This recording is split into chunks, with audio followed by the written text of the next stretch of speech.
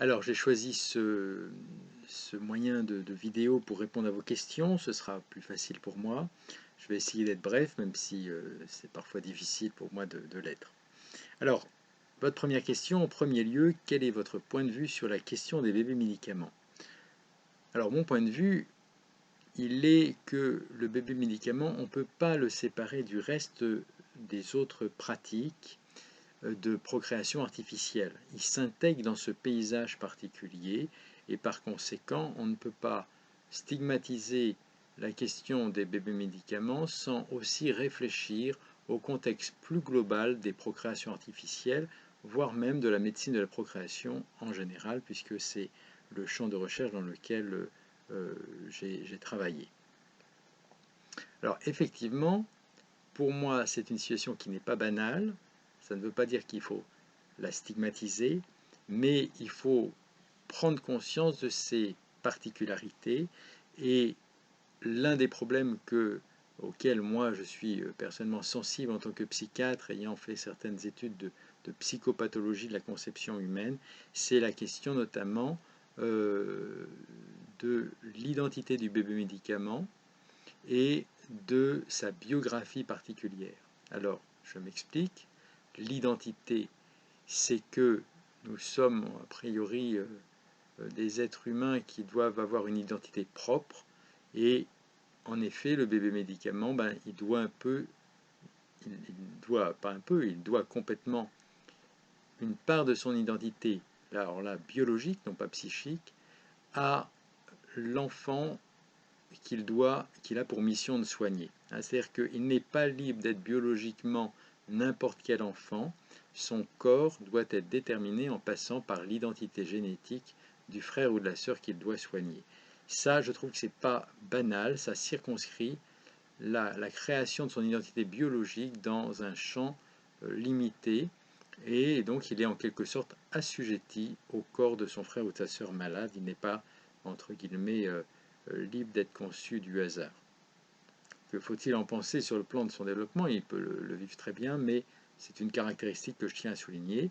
La deuxième caractéristique que je tiens à souligner est biographique et concerne le fait que l'enfant qui va être issu d'un double DPI va devoir être conçu d'un très grand nombre doit être issu d'un très grand nombre de fécondations in vitro, enfin d'un très grand nombre d'ovules fécondés, d'embryons fécondés, voilà.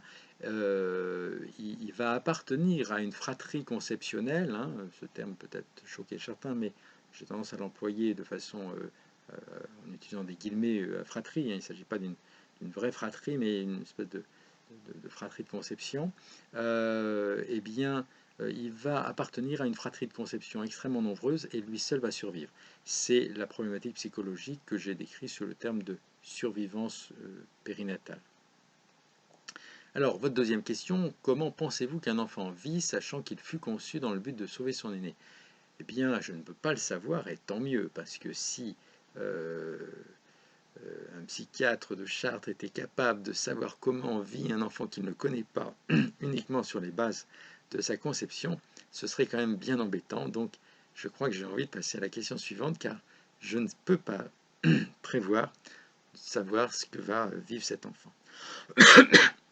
Une remarque toutefois, excusez-moi, une remarque toutefois, eh bien, c'est vrai qu'il faut faire très attention de ne pas réduire cet enfant à cette seule caractéristique d'enfant conçu dans le but de sauver son aîné. Il est plein d'autres choses, cet enfant, et en premier lieu, il est l'enfant de son papa et de sa maman qui ont envie de l'aimer, et ça, je n'en doute pas. Hein.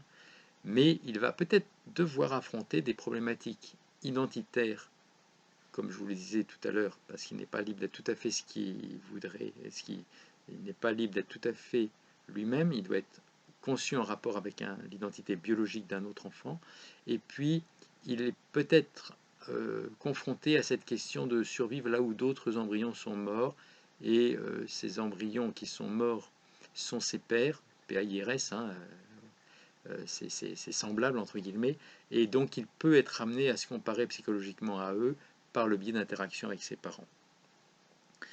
Alors, troisième de votre question, comment pensez-vous que cet enfant vivra si la greffe de cellules échoue? Eh bien là, j'ai envie de répondre de la même manière que pour la question précédente. On ne peut pas bien savoir tout ça, et ça va dépendre des interactions avec ses parents, et il y a plein de possibilités là-dedans, et il faut faire très très attention de ne pas envisager le début de la vie, la conception, comme un déterminisme absolu qui ferait que on est issu de telles circonstances de conception, on va devenir tel être humain. Non, la vie, c'est autre chose, c'est beaucoup plus complexe. C'est un début, la conception, ça s'ouvre sur plein de possibles. L'enfant va être aimé plus ou moins bien par ses parents, il peut être confronté à des carences affectives, il peut avoir des éléments de vie très difficiles, il va être dans un milieu social dont il bénéficiera ou qui le rejettera, par exemple. Vous voyez, il y a plein de facteurs en jeu, et certainement que son développement ne se réduira pas à sa seule détermination d'enfant qui a été conçu par un double diagnostic préimplantatoire. Alors, quatrième de vos questions, avez-vous analysé le comportement des bébés médicaments existants? Bien non, parce que d'une part, je n'ai pas cette particularité de travailler dans ce champ-là, qui est extrêmement spécialisé, donc ça supposerait que je puisse les voir. Et d'autre part, il y en a quand même, je crois, assez peu encore. Et donc, mais je pense que là, c'est pareil, ce serait très problématique aussi de livrer une étude du comportement des enfants à un bébé médicament uniquement parce qu'ils ont été conçus sur ce mode-là. Alors, votre question suivante, pensez-vous que la naissance particulière de cet enfant puisse avoir des conséquences positives sur les personnalités et plus particulièrement de l'enfant sauveur? Pourquoi pas? Il peut être investi d'une mission particulière qui lui renvoie une image positive. Il a réussi à sauver son frère et sa sœur. Il peut être un petit peu effectivement investi sur ce mode d'une forme de, de mission particulière, j'ai envie de dire de toute puissance, enfin de quelque chose effectivement de positif. Il a apporté quelque chose de très fort à ses parents, à son frère, à sa sœur. Et il peut forcément y avoir des éléments positifs. Ça peut être aussi une mission peut-être un peu lourde, mais ça, là encore, gardons-nous bien de stigmatiser ces enfants et de prédire quoi que ce soit. Nous serions bien idiots de pouvoir affirmer, être bien prétentieux surtout, de pouvoir dire cet enfant va devenir ci ou va devenir ça. Non, il va être conçu dans une certaine circonstance qui va pouvoir marquer certains aspects de son développement, mais il ne se réduira pas à ces aspects-là, et il y aura 1000 choses positives dans sa vie, mais aussi, forcément, comme tout être humain, certainement aussi des choses douloureuses à affronter dans son existence, et il va se différencier psychiquement à partir de ces expériences-là. Alors, dans votre article sur les bébés médicaments, vous parlez de surveillance prénatale. Pensez-vous que ce trouble identitaire soit... Alors là, il faut que je regarde un petit peu mon texte. Pensez-vous que ce trouble identitaire affectera la majorité des bébés médicaments ou seulement une minorité? Alors ça, je trouve ça très intéressant, votre question-là, parce que, effectivement, c'est une question très importante, parce que parfois on décrit un problème qu'on a observé chez quelques personnes, et les gens ont le tort de le généraliser. Eh bien, je pense que ce trouble, alors qui n'est pas seulement un trouble identitaire, c'est une problématique psychologique liée aux circonstances de la conception, je pense qu'elle ne se présentera pas systématiquement, bien sûr. Ça va dépendre peut-être de certaines circonstances, mais il est probable que certains enfants auront peut-être, sans le savoir forcément d'ailleurs, on ne s'en rendra pas forcément compte, on ne l'aura pas forcément étudié, ou ce ne sera pas forcément aperçu, mais auront peut-être à, à, à affronter certaines des difficultés de ce que j'ai appelé la surveillance prénatale. Donc certainement pas systématiquement, mais alors une minorité, ça je ne peux pas vous le dire, il n'y a aucune statistique qui a été faite, c'est une problématique qui est trop récente pour qu'on ait pu l'étudier sur le plan épidémiologique, et ça poserait beaucoup de problèmes d'ailleurs pour mettre en œuvre son étude. Ce serait quelque chose certainement de très compliqué, car une psychopathologie conceptionnelle, c'est quand même quelque chose qui va être, confronté à beaucoup d'interférences, si j'ose dire, beaucoup de biais. Alors, comment pourrait-on prévenir les troubles identitaires dont pourrait souffrir le bébé médicament? Eh bien, là aussi, c'est une bonne question. Je pense qu'il y a sans doute des choses à repérer, des choses à accompagner, des choses à éviter, hein. Par exemple, dans le cadre de la réduction embryonnaire, hein, vous savez, quand les médecins interviennent pour supprimer un enfant, un être, dans des grossesses multiples.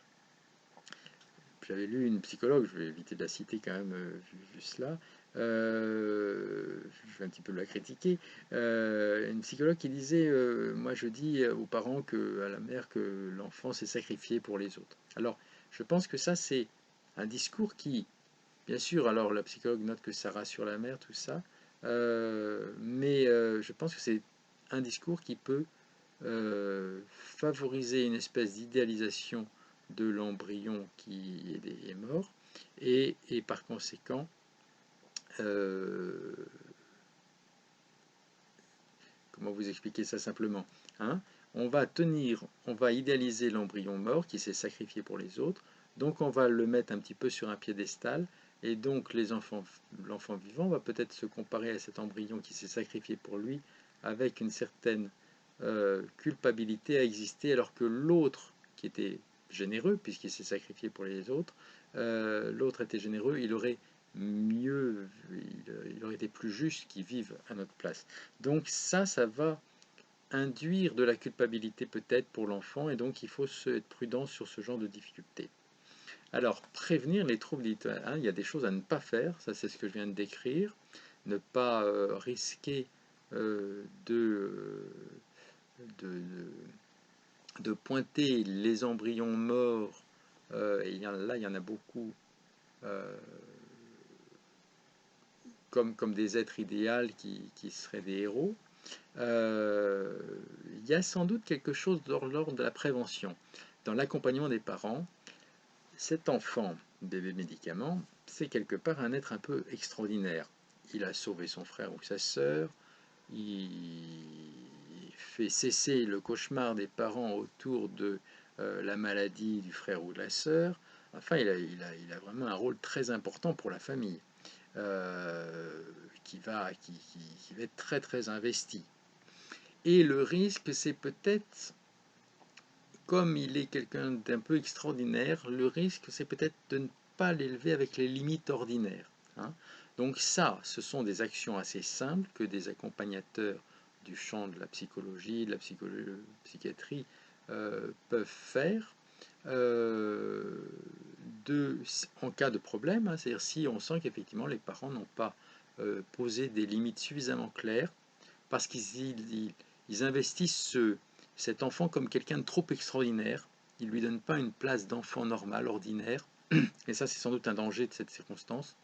Eh bien, ils investissent tellement cet enfant comme extraordinaire qu'ils n'arrivent pas à lui poser des limites ordinaires, hein. Alors, dans le cadre de la procréation artistée, c'est pour ça que j'en parlais au tout début, eh bien, par exemple, on peut voir des parents qui ont investi leur enfant un peu comme quelqu'un d'à part, exceptionnel, et qui l'enfant ne va pas supporter de perdre, par exemple, il est très mauvais joueur, mais d'une façon un petit peu excessive, il supporte pas du tout les frustrations, il ne supporte pas du tout qu'on lui mette des limites, et par exemple le père va tout céder, va même pas va faire en sorte qu'il gagne tout le temps, et du coup il va y avoir tout un enchaînement de choses qui ne vont pas être justes, et l'enfant va développer des petites difficultés de comportement qui ne sont pas des grandes choses extraordinaires, mais là, les soignants pourront avoir dans ce cas-là un rôle pour aider les parents à investir leur enfant de façon plus normale, de lui donner des règles, et donc il y a vraiment des choses à faire dans l'accompagnement de ces enfants pour prévenir. Alors ici, c'est plutôt de survivance dont il s'agit. Pour les troubles identitaires, et là, c'est certainement plus compliqué, on ne connaît pas très bien, hein, mais c'est tout le domaine là. Ces troubles identitaires, on risque de les voir peut-être aussi apparaître plus tardivement à l'âge adulte, et ce sera plutôt des actions de psychothérapie. Là, si ce sont, euh, je n'ai pas réfléchi à la question, hein, les prévenir. On est dans une base hein, euh, les données de cette enfance sont marquées quand même par le fait que son identité est liée à son frère ou sa sœur malade. Euh, Pas facile de dire comment il faudra prévenir. Faut effectivement, alors si peut-être, là, en réfléchissant, on peut se dire, en y réfléchissant, on peut se dire que sans doute qu'il faudra effectivement que cet enfant euh, soit bien investi pour lui-même et pas toujours dans une relation qui lui rappelle son rapport à son frère ou sa sœur malade. Ça va être assez difficile, hein. Il va être quand même très lié, sans doute, très lié à ce frère ou sa sœur malade, et peut-être aussi dans une relation de rivalité, hein, comme on le voit un peu chez des jumeaux. Il va être quelque part un peu dans une situation de proximité par rapport à ce frère ou cette sœur malade, puisque celui-ci va avoir une dette à son égard, celui-ci ou celle-là va avoir une dette à son égard, et il peut accueillir cette dette aussi bien comme avec une très grande complicité, hein, une grande proximité affective qui fait qu'il y a un lien très très fort entre ces deux enfants, je pense. Et puis on peut imaginer aussi que comme dans certains couples de jumeaux, il puisse y avoir des relations plus complexes, d'envie justement de se différencier, de se détacher de l'autre parce qu'on est trop liés, et donc d'affirmer une différence, voire même de s'opposer. Hein. Mais je crois que là encore une fois, ce sont des ouvertures possibles, et il ne faut certainement pas plaquer ça sur le développement de ces enfants. C'est une hypothèse, on peut imaginer ça, on peut s'attendre peut-être à des choses comme ça, mais ce sera placé dans le contexte avec les relations avec les parents, enfin avec plein de choses différentes, l'environnement social, l'école, hein, tout ce qui fait le lit de développement de ces enfants. Voilà, ben écoutez, j'ai à peu près répondu à vos questions. Je crois qu'il y en a eu, il y en a quelques-unes qui m'ont plu plus que d'autres, vous l'aurez peut-être senti.